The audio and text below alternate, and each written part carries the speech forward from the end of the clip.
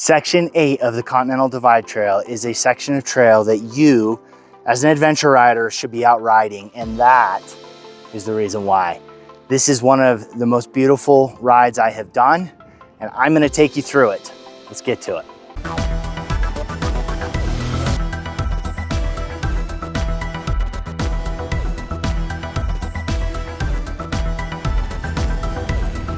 Hey, how's it going? Welcome to my channel. Section 8 is a must ride for anyone who loves to do adventure riding, no matter what your skill level is.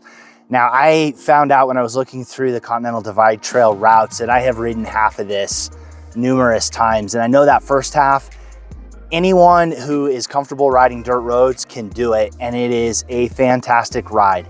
And as we progress through it, you will see why.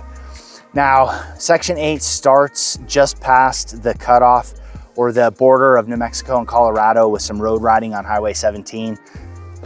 Stunning, beautiful, and a great place to ride.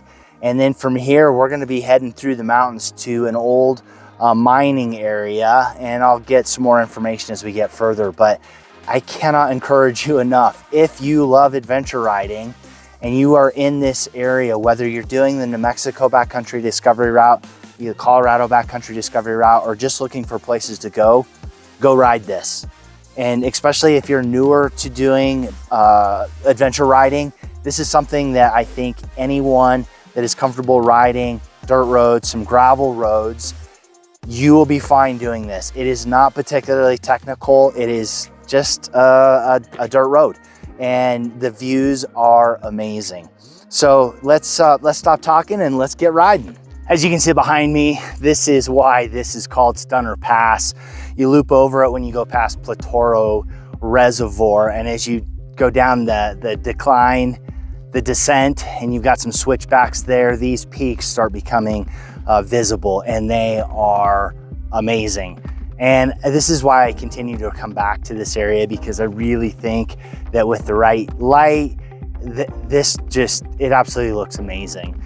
And that's why I encourage you to get out here and ride this section. I spent quite a bit of time sitting and filming while I was sitting, and I did that for a reason, to demonstrate to all of you, no matter what your skill level is, that you can ride this, at least to this point. Now, I've done up to where there's a split. We'll stop there and take a look, but I know up to that point, it is not overly technical. If you are uncomfortable standing up, you can sit and ride all that at a very relaxed pace. Now, if you stand, of course, you can ride with some pace, but there's a lot of traffic up here, so I wouldn't really recommend that. Enjoy the ride. It's not a race.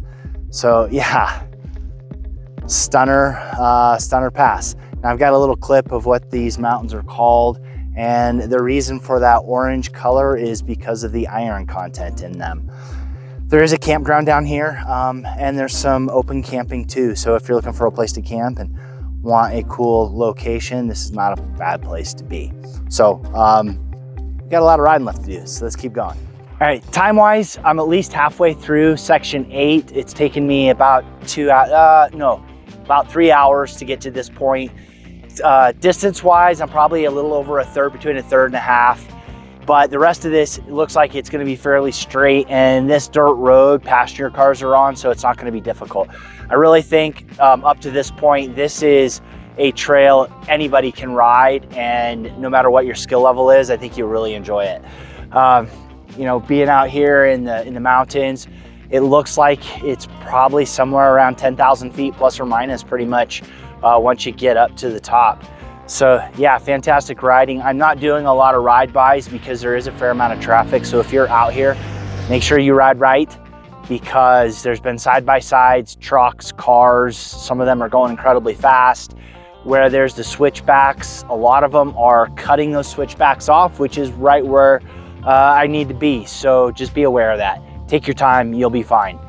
Anyway, we're gonna keep riding and get to the end of this. And I have to say, this is a great time of year to be here. There are wildflowers everywhere. There were daisy fields. Look at all the daisies. I love wildflowers. There's purple flowers or yellow flowers. It is absolutely beautiful here.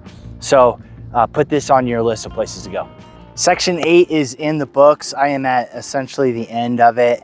And I want to say, from coming off of the dirt road down into Del Norte. A couple miles out, it turns to a paved road. No problem there. It was super easy getting into Del Norte. Now, as I have mentioned before in a lot of my videos, is if you're riding in the mountains, expect thunderstorms regardless if it's forecasted or not, and that's what happened today. There were about 3 hours of thunderstorms moving in and out of the area, so I didn't finish 8 at that time. I was waiting for the storms to come through. I ended up getting wet and whatever, just rain. So I will say that once you leave Del Norte heading north, the first 5 miles is fine.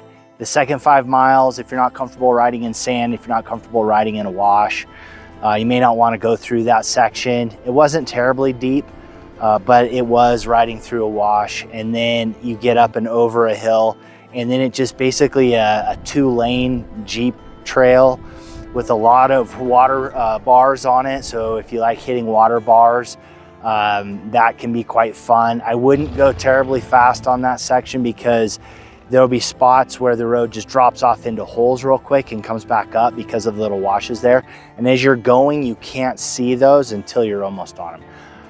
Rock formations in that area were amazing. And unfortunately, because there was a thunderstorm right there and I was watching lightning hit right where those rocks were, I didn't take the time.